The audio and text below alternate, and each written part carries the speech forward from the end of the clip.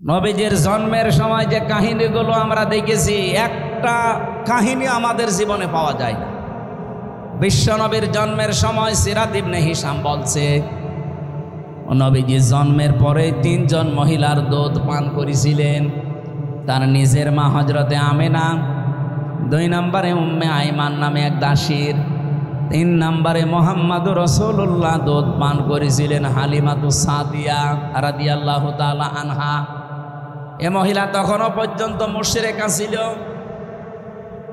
সে নিজে বর্ণনা করছে সিরাত ইবনে হিশামে যে আমি মুহাম্মদকে কোলে তুলে আমার ডান স্তন দিলাম, সে পান করেছে, বাম স্তন দিলাম, সে মুখ বের করে নিয়েছে। যতবার মুখ লাগালাম ততবার আমার স্তন থেকে মুখ বের করে নিয়েছে।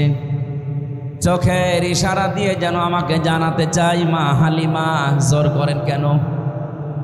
ডান স্তন এটা আমার অধিকার ছিল, আমি পান করেছি।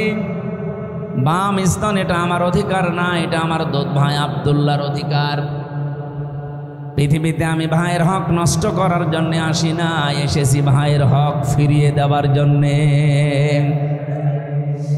ও সিরাজগঞ্জবাসী, যেই নবীর জীবনী শোনার জন্য বসে আছেন, মিলাদ পড়তে আপনি পাগল। মিলাদের প্রথম তো এইটা যে মিলাদ মানে জন্ম। তিনি জন্ম নিয়ে কি করলে আপনি দেখেন, ভাইয়ের হক ফিরিয়ে দেয় মায়ের কোলে বসে।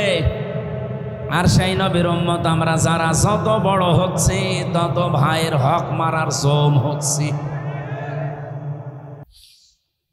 মিলাদটা যাই তাই গেল, যা আমরা বলি তা তো মানি না।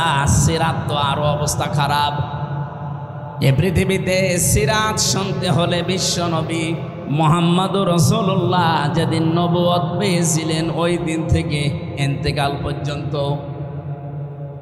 আমরা অনেক মানুষ এটা ছড়িয়েছি। বিশেষ করে আমি এই 3টা দেশে পেলাম, বাংলাদেশ, ভারত আর পাকিস্তান।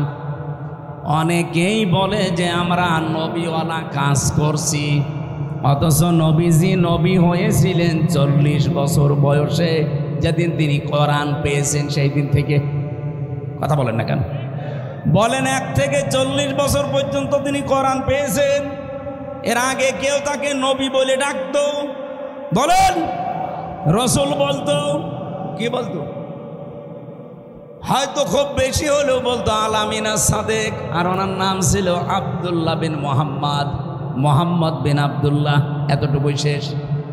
পুরা আরব জাহানের ভেতর ওনার নাম যদি মানুষ জেনে থাকে, খুব বেশি হলেও জানতো হয় আল-আমিন আস-সাদিক। ওনার নাম ছিল মোহাম্মদ বিন আব্দুল্লাহ, আর কিছু নেই। কিন্তু উনি 40 বছর বয়স থেকে আর এতটুকুই ছিলেন না। এরপরে যোগ হয়েছে মুহাম্মাদুর রাসূলুল্লাহ।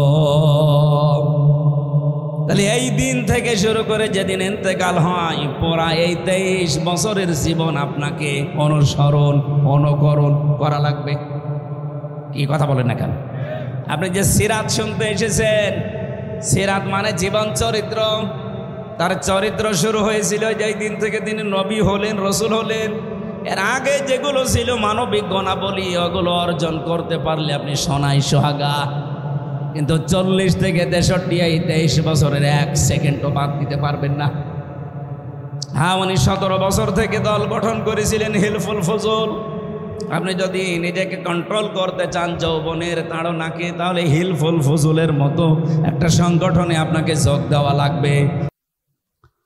বাংলাদেশ জামায়াতে ইসলামী আপনাদের এই আসনের এখানে এমপি পদপ্রার্থী লিখেছেন কারা? এরা, এটা ঠিক হয়।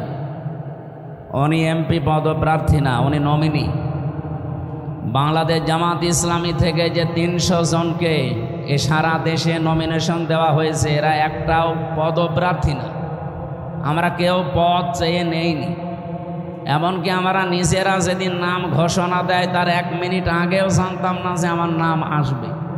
ওনারা জিজ্ঞাসা করেন উনি জানতো কিনা? আমি তো নিজে জানতাম না। সারা দেশের অবস্থা এইটা, বিশেষ করে বাংলাদেশ জামায়াতে ইসলামী থেকে। হ্যাঁ, পদপ্রার্থী হতে পারে অন্য দলে, যারা এই পদ পাওয়ার জন্যে মারামারি করে দেখেন সামনে মরে যাবে। আপনি কি মনে করছেন? বাংলাদেশ জামায়াত ইসলামী এখন একটা ব্র্যান্ড, তামাম দুনিয়া এখন তাদেরকে এই যে কোনো কিছুর উপরে তাদের লোভ নেই, এটা প্রমাণ হয়ে গেছে। যদি জোর করে নেওয়ার সিস্টেম ইসলামে থাকতো, জাহাঙ্গীরনগর বিশ্ববিদ্যালয়ে 21 জন হয়েছে শিবিরের, শুধু ভিপি বাদ দিয়ে। এটা শয়তানও বিশ্বাস করে, কিন্তু এখন বিশ্বাস করা লাগছে। কি কথা বলো না কেন? অন্যান্য যারা এখন ফতোয়া দিচ্ছেন যে আমাদের মতো এরাও সাধারণ রাজনৈতিক দল, এরাও দুনিয়াদার না, আমরা দুনিয়াদার হলে আরও আগের থেকে এদেশ আপনারা যা করছেন এভাবে করলে দখল করে ফেলতাম। 1 বছর 1 মাসে আমরা অলরেডি প্রমাণ দিয়ে ফেলেছি যে শুধু দুনিয়ার জন্য আমরা রাজনীতি করি না, জামাত কর্মী মানে সমাজ কর্মী। এটা কি ওয়াজ করে বোঝানো লাগবে? আপনার হয়তো রাগ হতে পারে, কিন্তু এটা বাস্তব। জামাত কর্মী হতে হলে আপনাকে আগে সমাজকর্মী হওয়া লাগবে। সুতরাং অধ্যক্ষ মাওলানা শাহিনুর আলম উনি এমপি পদপ্রার্থী না, উনি নমিনি। এটা আর আগামীতে কেউ লিখবেন না। অন্যান্য যারা দলে আছেন আপনারা লিখতে পারেন, আপনারা তো মারামারি করবেন আমরা জানি। আমার আসনে 4 জন অলরেডি শুরু করে দিয়েছে, এখন যে কি হবে আল্লাহ জানে। 4 জন থেকে তো আর তারেক জিয়া দেবে না, হয়তো 1 জনকে দেবে, আর বাকি 3 জন আমার দলে চলে আসবে। আলহামদুলিল্লাহ। এই জন্য আজকের মাহফিলের সভাপতি, এই প্রধান অতিথি, উনি শুধু আপনাদের নমিনি না, উনি বাংলাদেশ জামাত ইসলামী এই সিরাজগঞ্জ জেলার শ্রদ্ধাভাজন জেলা আমির। হায়াতে তজ্জবা সিহাতে কল্লিয়া আল্লাহ দান করেন, আমিন। আলোচনা রাখলেন মাওলানা মুফতি হাফিজুর রহমান জিহাদি, মাওলানা মুফতি আলী আসগার রশিদি, মাওলানা ফরিদুল ইসলাম।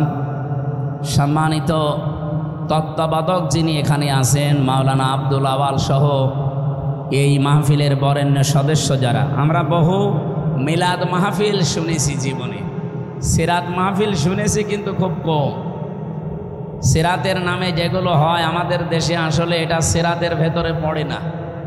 ওই নবীর জন্মের আগের কাহিনী বলা হয়। এই কি আরম্ভ হয়েছে এখানে?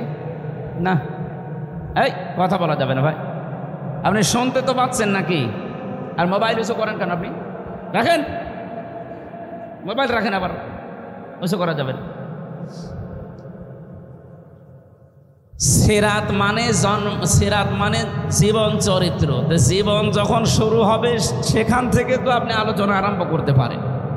আপনি আরম্ভ করেছেন সে মান্ধাত আমলের, নবীজির জন্মই হয়নি, ওইটাকে আপনি মিলাদ বলতে পারেন।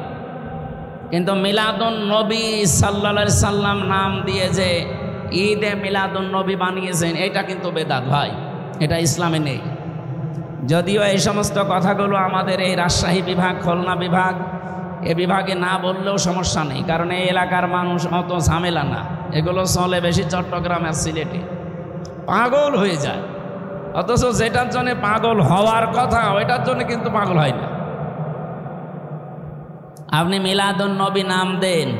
পৃথিবীতে আল্লাহ পাক 2টা ঈদ দিয়েছেন আমাদের জন্য, একটা ঈদুল আজহা, ঈদুল ফিতর। এর বাইরে কোনো ঈদ নেই। যদি কেউ নতুন করে ইসলামে কিছু প্রবেশ করায় সে কাফের। বলেন, ইসলাম থেকে কেউ যদি কিছু বাদ দিতে চায় সেও কাফের। ইসলাম থেকে দেশে এই 54 বছরে বহু কিছু অনেকে বাদ দিতে চেয়েছে। আমি কি এটা বানিয়ে বললাম? বাদ দিতে চাইনি। এই যে মেরাজের যে সম্পত্তি, ছেলে যদি 2 টাকা পায়, মেয়ে 1 টাকা পাবে, এই নিয়মটা বানিয়েছে কে? এইটা পর্যন্ত অনেকে তুলে দেওয়ার চেষ্টা ছিল। তাহলে ইসলামের যেটা আছে ওটা যদি কেউ তুলে বাদ দিতে চায় সে কিন্তু কাফের হয়ে যাবে। না, এটা রিভাব দেওয়া লাগবে। কারা আছে দায়িত্বে? রিভাব দেন, আওয়াজ বাড়িয়ে দেন, গলা বসে যাচ্ছে। ইসলামের ভেতরে নতুন কিছু যদি কেউ প্রবেশ করাতে চায় এই 92% মুসলমানের দেশে, সেও কি? এই এদিকে তাকান, কোন দিকে তাকিয়ে আছেন? ডক্টর মোহাম্মদ ইউনুস, 2 জন নবীর নাম তার, মোহাম্মদ আর কি, 2 নবীর নাম নিয়ে আপনি 1 বছর 1 মাস পার করে ফেললেন। কি করছেন আপনি? আর আপনি এখন গানের মাস্টার নিয়োগ দিচ্ছেন, শরীর চর্চার মাস্টার নিয়োগ দিচ্ছেন।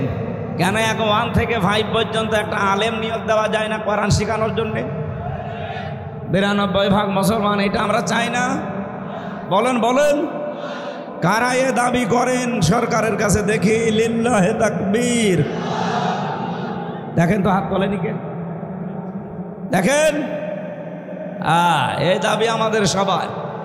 সুতরাং আমরা জানি মিডিয়ার মাধ্যমে তাদের কাছে পৌঁছাবে। আমরা খুব তাড়াতাড়ি গানের মাস্টার যেমন নিয়েছেন, নাচের মাস্টার নিয়েছেন, শরীর চর্চার মাস্টার নিয়েছেন, 1 থেকে 5 পর্যন্ত একজন আলেম কোরআন শিক্ষার মাস্টার নেওয়া লাগবে। এটা যদি ওনার কানে নাও যায়, আরো সে চলে গেছে ইনশাআল্লাহ। এই জন্য ইসলামের ভেতরে নতুন কিছু প্রবেশ করাবেন না, যা আছে ইসলাম এইটাই। ঈদে মিলাদুন নবী পালন করাও জায়েজ নেই, এটা বানানোও জায়েজ নেই, এটা স্পষ্ট বেদাত। আশা করছি এ বিষয়ে সতর্ক থাকবেন। মিলাদ শব্দের শাব্দিক অর্থ যেটা, এটাও যদি মানুষ একটু মেনে চলতো, তাও তো অন্তত বলতাম যে আসেন আমরা মিলাদ পড়ি। মিলাদ মানে কি? জন্ম। মিলাদুন থেকে এসেছে। মিলাদ মানে কি? জন্ম। নবীজির জন্মের সময় যে কাহিনীগুলো আমরা দেখেছি, একটা কাহিনী আমাদের জীবনে পাওয়া যায় না। বিশ্বনবীর জন্মের সময় সিরাত ইবনে হিশাম বলছে, নবীজির জন্মের পরে 3 জন মহিলার দুধ পান করেছিলেন।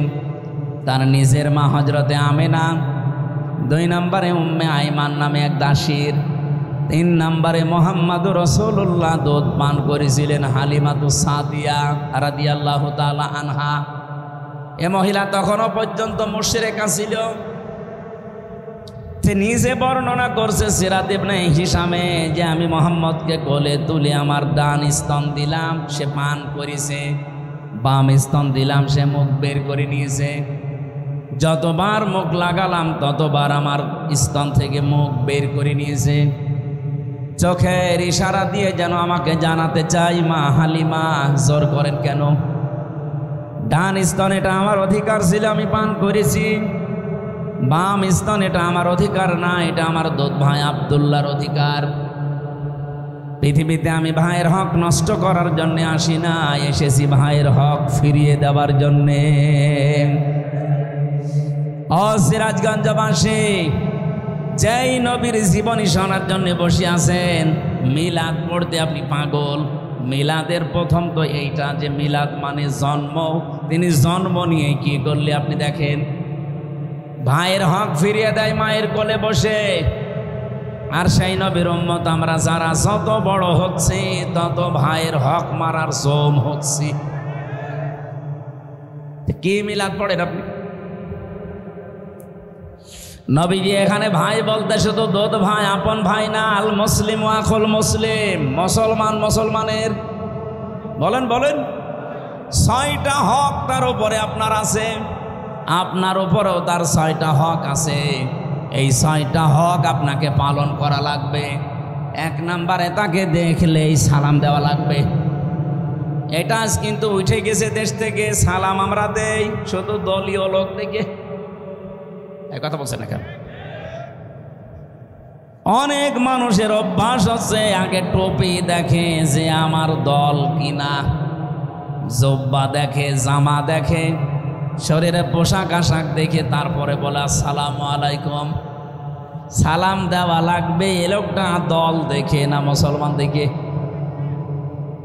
এমনকি মুসলমান আর অন্যান্য জাতি যদি এক জায়গায় থাকে, তাও আপনাকে সালাম দেওয়া লাগবে। ওয়াসসালামু আলা মানিত্তাবা'আল হুদা। এখানে যারা হেদায়েত প্রাপ্ত, আল্লাহ পাক তাদের উপরে শান্তি নাজিল করুন। বলেন আমিন। তাহলে এই সুন্নতটা, এই হকটা এখন থেকে আপনি আদায় করবেন, সে দলীয় লোক না হলেও। 2 নম্বরে সে যদি অসুস্থ হয়, তাকে দেখতে যাওয়া লাগবে। আমার তো মনে হচ্ছে এই হকটা বাংলাদেশে এখন জামাত ইসলামী 100% পালন করছে। আপনি দেখেন, হিন্দু, সে তো আমার ধর্মের লোক না, সে আমার দলেরও লোক না। এখান থেকে প্রায় 30 কিলোমিটার দূরে চলে যাচ্ছে দলীয় 8-10 জন লোক নিয়ে হিন্দু অসুস্থ তারে দেখতে। আপনি অন্য কোনো দলের ভেতরে এটা যদি দেখাতে পারেন আমি সাথে যাব, চলেন। আমি তো পাই না দেখতে। আশা করছি এটা সবার আমল করা দরকার।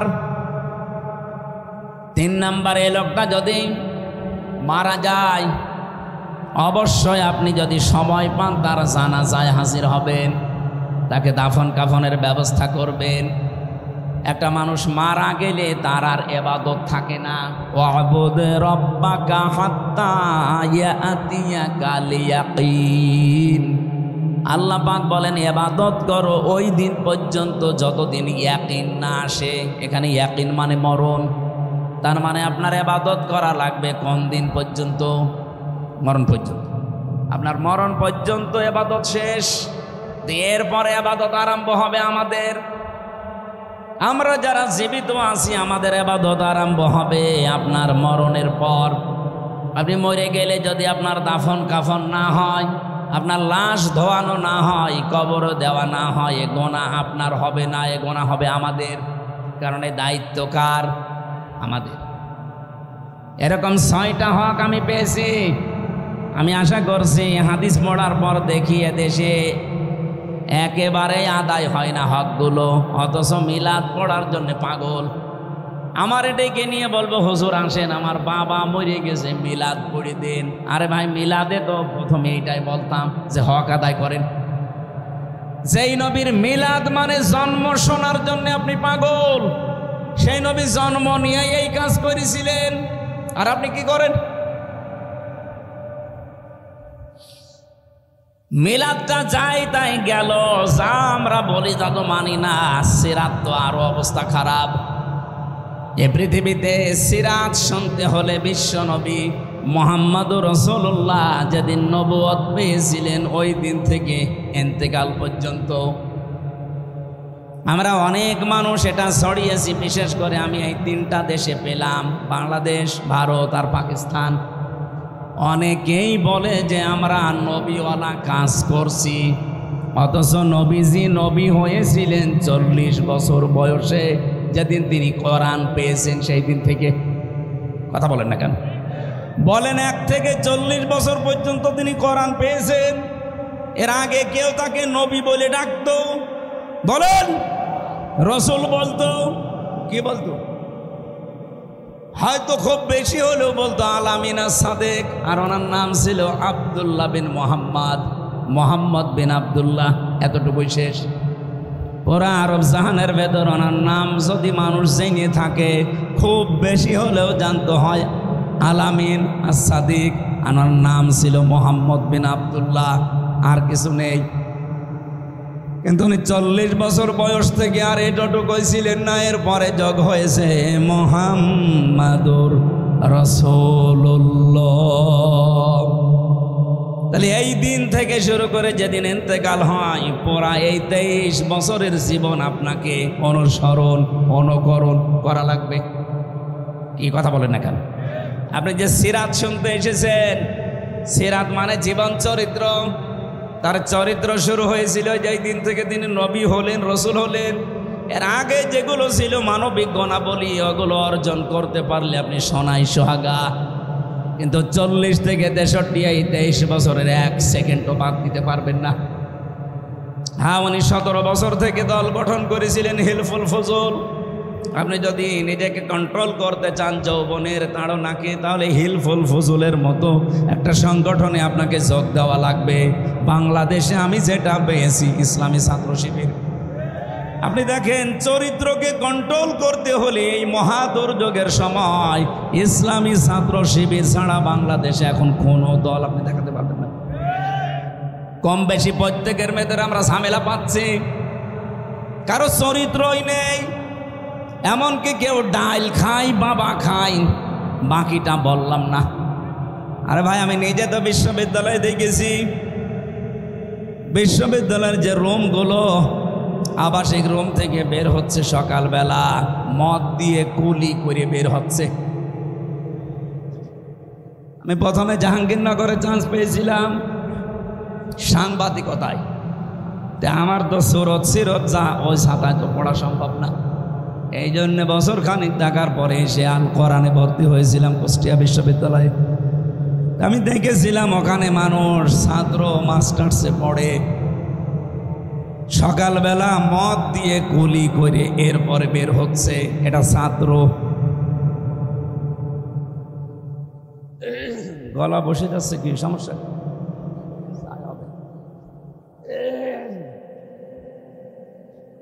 মাইক থাকা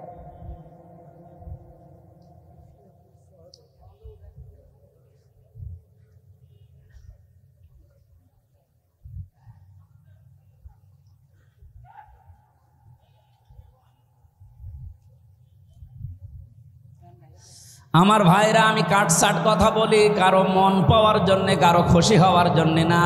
এদেশে এখন যা চলছে, আপনি যদি চরিত্রকে বাঁচাতে চান, ছেলেদেরকে মেয়েদেরকে ছাত্র শিবিরে ছাত্রী সংস্থায় চোখ কান বুঝে দিয়ে দেন, নয়তো পারবেন না। কারণ এখন চলছে কি দেখছেন, ওপেন চলছে সব।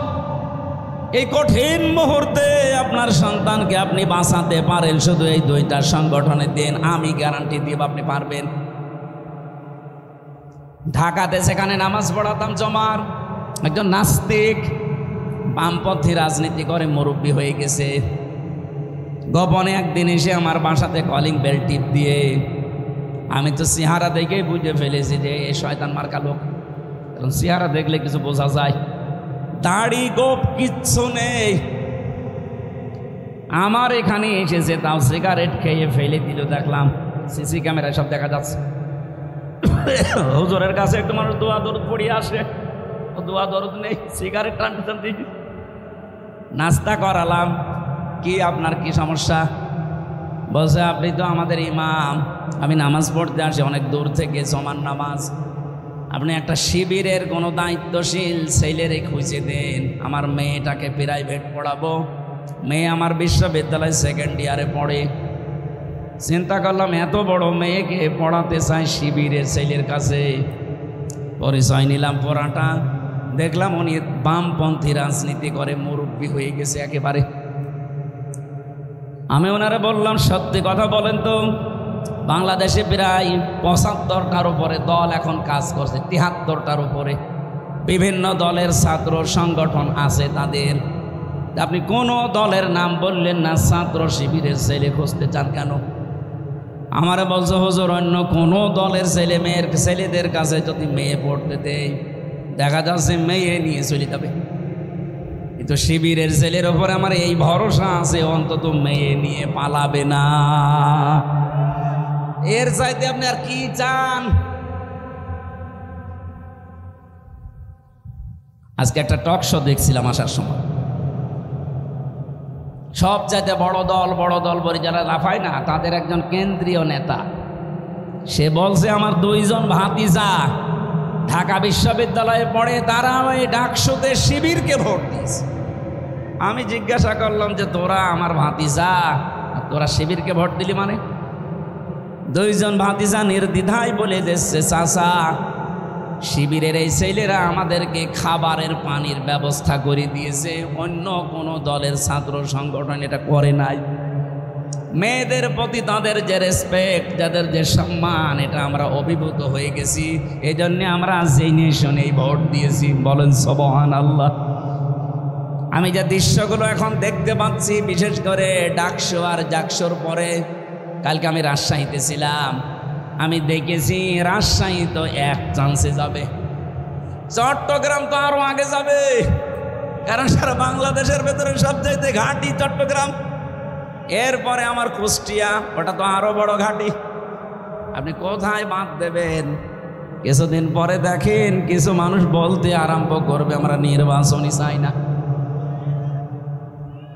আমাদের এক মুরব্বী আপা আছেন, ব্যারিস্টার, আমি নাম নিলাম না, উনি আজকে বলছিল যে বিএনপি আমরা কোনোদিন এই ডাকসু নির্বাচন চাইনি, এটা আমাদের উপরে চাপিয়ে দেওয়া হয়েছে। আমার তো মনে হচ্ছে মহিলা কয়দিন পরে এইটাও বলবে যে জাতীয় নির্বাচন আমরা চাইনি, চাপিয়ে দেওয়া হয়েছে। আমি আন্দাজে বলি নাই, আমি একটা থিওরি দেখে বলছি। কোরআনে কারিমে আছে ইযা জা নাসরুল্লাহি ওয়াল ফাত।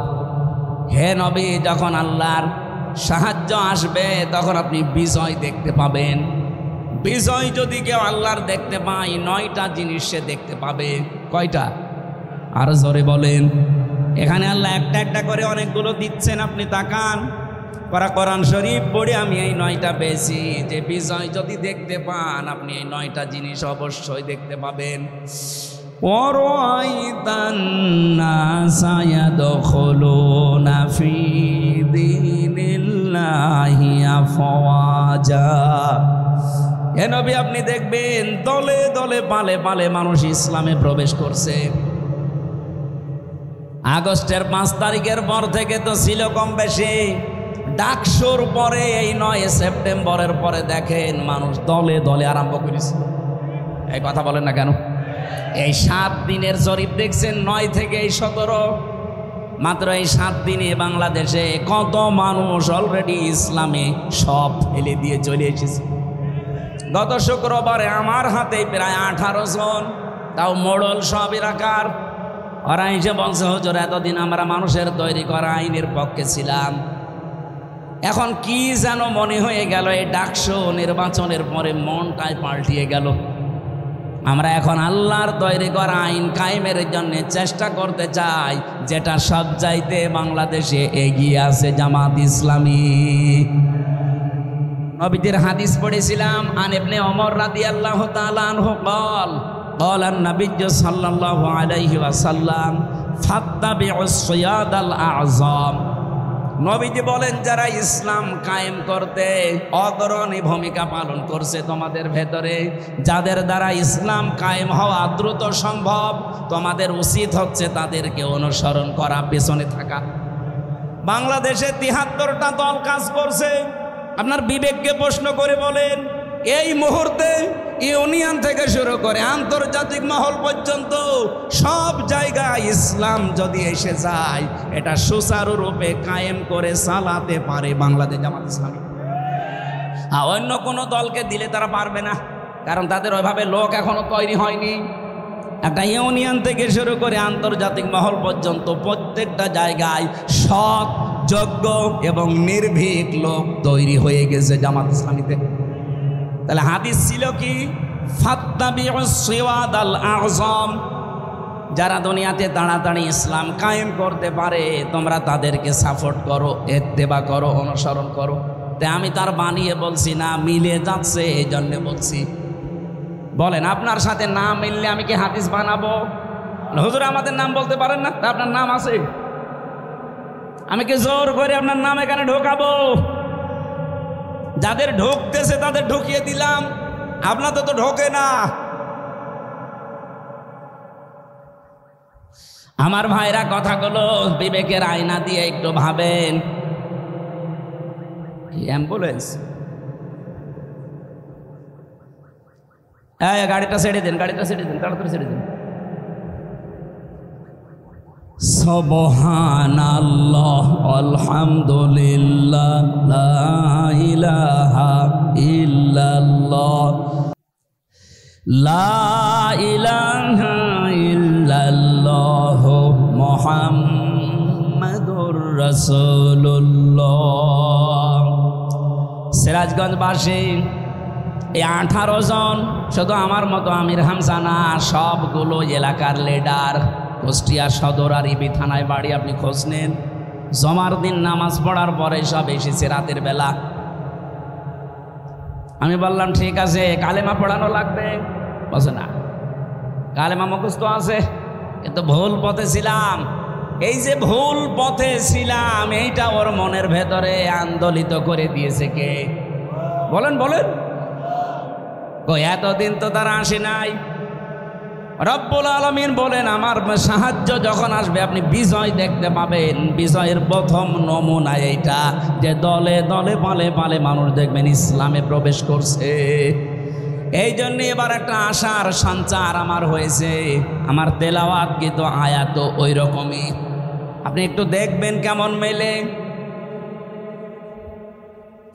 আমার সূরা কসস থেকে পড়া আজকের আয়াত, দুইটা আয়াত মাত্র পড়েছি, যদিও সিরাতুন নবী সাল্লাল্লাহু আলাইহি ওয়াসাল্লাম এই মাহফিল আমি সাজিয়ে নেব কোরআনের আয়াত দিয়ে ইনশাআল্লাহ। কারণ কোরআন দিয়ে কথা যারা বলে, নবীজি বলেন তারা সত্য কথা বলে। বলেন সুবহানাল্লাহ। মান ক্বালা বিহি সাদাকা, যারা কথা বলে কোরআন দিয়ে তারা সত্য কথা বলে। এই গ্যারান্টি দিচ্ছেন কে? না, আল্লাহ, নবীজি। অমান আসদাকু মিনাল্লাহি কিলা, আল্লাহর চাইতে সত্য কথা আর কেউ বলে না। এবার আসেন আমরা সরাসরি কোরআনে প্রবেশ করি। সূরা কাসাস এর বাংলা অর্থ হচ্ছে ঘটনা বা কাহিনী সমূহ। বহু কাহিনী আল্লাহ এর ভেতরে দিয়েছেন। একটা কাহিনী আমাদের এই দেশের সাথে এখন পুরাপুরি মিলে যাচ্ছে, এই জন্য এটা তেলাওয়াত করলাম। তাসিম মিম হরফে মুকাত্তাআত। যদিও কিছু কিছু মুফাসসিরিন ইকরাম এর বাংলা একটা অর্থ বের করেছে, কিন্তু আমরা ওটা বিশ্বাস করি না। আল্লাহর ঘোষণা আল্লাহু আ'লামু বিমুরাদিহি, এর আসল অর্থ আল্লাহ জানে, এজন্য ছেড়ে দিলাম, জান, আর দরকার নেই। যদি এটা নিয়ে বেশি নাড়াচাড়া করতে চান শেষে ঈমান হারা হয়ে যাব। আমার কুষ্টিয়ার লালন ভক্ত যারা আছে তারা আবার এটা নিয়ে বেশি নাড়াচাড়া করে, শেষে নিজের ঈমানই নেই। আল্লাহ যেহেতু নিষেধ, রাসূলের নিষেধ, আমরা আর ভেতরে যেতে চাই না, এ পর্যন্ত থাক। এবার আসেন যেখান থেকে ভেতরে যাওয়া যায়। তিলকা আয়াতুল কিতাবিল মুবিন। আল্লাহ পাক বলেন এই আয়াতগুলো, এই যে এখন বলবো যেগুলো, এই আয়াতগুলো স্পষ্ট কিতাবের আয়াত। আল্লাহর ঘোষণা দেওয়ার আগেই আমরা পেলাম কিতাবের আগে আলিফ লাম। আল্লাহ পাক যদি এখানে কিতাবের আগে আলিফ লাম না দিতেন আমরা অর্থই করতে পারতাম না। আল্লাহ বলেন এই কিতাব, এই আয়াতগুলো স্পষ্ট কিতাবের আয়াত। আমার প্রশ্ন এখন, যারা আমার ডানে বামে বসে আছেন, সামনে পেছনে আছেন, বলেন তো কোরআন আমাদের কাছে স্পষ্ট